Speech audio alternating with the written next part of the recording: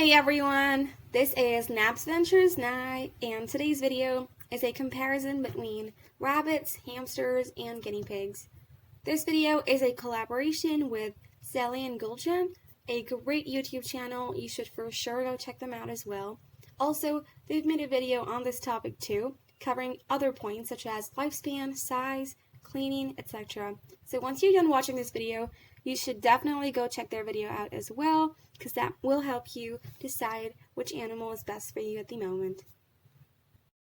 The links are mentioned in the description box below. So with that said, let's get started with this video. The first point of difference is accommodation. One point that should be noted is that these animals require a decent sized cage. None of them belong in tiny cages. That is just wrong. It's a widely held idea that just because an animal is small in size, that they require tiny cages, and that is not true. All of these animals, in fact, all animals in general, require a decent amount of space for a healthy and long life. Now, that said, it is important to note that out of these three animals, they do have different size requirements. Of course, the more space you can give them, the better it is. But in general, if you look at it, then rabbits require the most amount of space, then guinea pigs, and then hamsters. It is highly recommended that you do not keep your rabbit in a cage, rather you let them free roam if possible, and if you must keep them in an enclosed area, that you give them ample space. And then we come to guinea pig and hamsters. Although you could let them free roam in your house, but that has to be in supervision because these animals are smaller in size, which means they can get into tiny spaces such as under your bed, behind shelves, so on and so forth, which can lead to mishaps.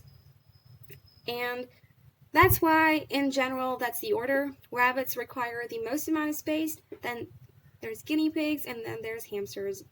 Another point when talking about accommodation is where you keep them. That is, indoors versus outdoors.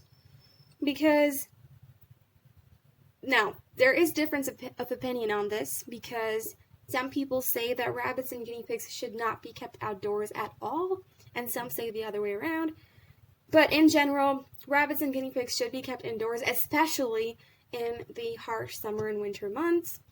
And apart from that, some people do keep guinea pigs and rabbits outdoors in sheds or hutches, but hamsters, on the other hand, need to live indoors. So to summarize the entire accommodation situation, when talking about the amount of space they require, then rabbits need the most, guinea pigs second, and then hamsters. Rabbits and guinea pigs can live outdoors for some time. However, hamsters cannot be living outdoors. And the third point, which was that rabbits can and actually should be allowed to free roam in the house. And if they need an enclosure, it should be large enough. And hamsters and guinea pigs should be allowed to free roam as well, but in supervision. And of course, when you let your rabbit free roam, it is understood that you need to make sure your house is safe for them to do so. That means no wires sticking out, nothing dangerous for your rabbit, basically. And of course, the same goes for your hamsters and guinea pigs when you do let them out. That sums up the entire accommodation point. Next, we're going to talk about the cost. So, firstly, there is this initial cost that you're going to have when you first bring these animals home, which includes cost for the setup and other necessities that you're going to have to get at the very beginning, most of which will actually stick around in the long run. For example, the fleece that you get for your rabbit or guinea pig. Yes. So that's the initial cost. Apart from this, you're going to have to understand that you will need to take your pet to the vet if he or she gets sick or just needs a general checkup. So you need to keep that in mind as well when it comes to cost. And now moving to the third point, which is their cost in general. Now, the thing is, all three of these animals vary as to where they need more commitment in terms of finance. However, when you look at them in general, it's kind of the same cost. For example, you would think that rabbits and guinea pigs need more vegetables and hay in their diet because they are large animals and that is their diet. But if you look at hamsters, that's not what they need mostly in their diet. So you would think that their cost would come down because of that. However, hamsters need bedding, and they need a lot of bedding so that they can burrow in it. So rabbits and guinea pigs don't need that, you see? So their cost definitely varies in different aspects, but in general, as a whole, their cost is pretty much the same. With that said, let's move on to the next point, which is shedding. So we'll touch on this point very quickly. Rabbits, guinea pigs, and hamsters, right? Rabbits are larger in size and will be shedding a lot more when compared to hamsters and guinea pigs. Then next in line is guinea pigs, and then lastly it's hamsters. Of course, different breeds will shed different amounts, but in general, that's how you go about it. Also, these animals will be shedding more during spring and fall, just because they need to shed off all of the fur of the previous season and prepare for the new season. Yes, now moving on to the next point, which is their diet. Now, guinea pigs and rabbits have a fairly similar diet. Of course, it's not exactly the same, but it's fairly similar.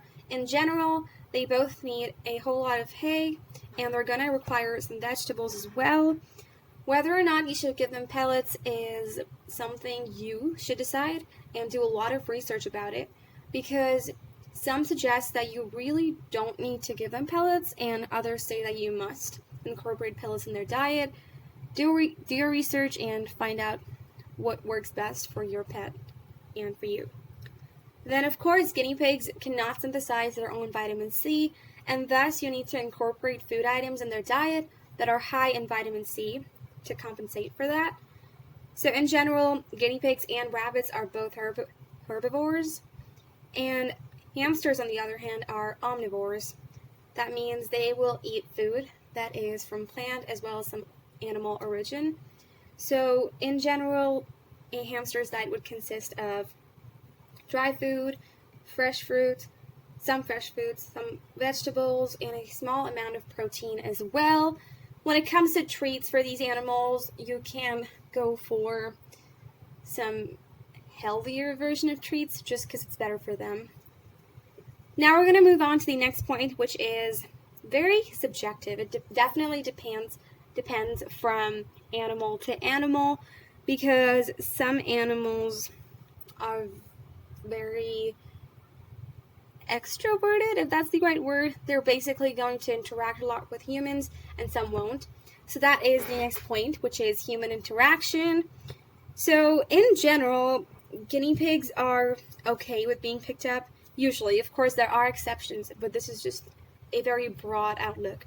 So guinea pigs are okay with being picked up, and they enjoy being petted and stroked. Rabbits do not like to be picked up, and they do like to be stroked. And hamsters are fairly easy to train to make them come on your hand, and thus you can pick them up easily. And hamsters also are easy to stroke, and they do like that. But of course, if your hamster is trying to run around and be active, and if you're going to continuously try to hold your hamster, that's just not right. Now moving on to the last point for this video, which is training.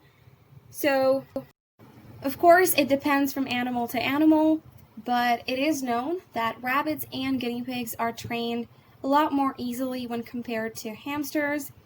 And look, the thing is, hamsters can be encouraged to perform certain behaviors and to be handled. Of course, it's going to take time and patience. And of course, time and patience is required for training all animals. But yeah. Also, from experience, rabbits are litter trained a lot more easily, and with guinea pigs and hamsters right behind. So yep, that's pretty much it. That's it for this video. Thank you so much for watching. Hopefully this helped, and if you have any more questions, then feel free to comment them down below. Thank you for watching. Have a wonderful day ahead.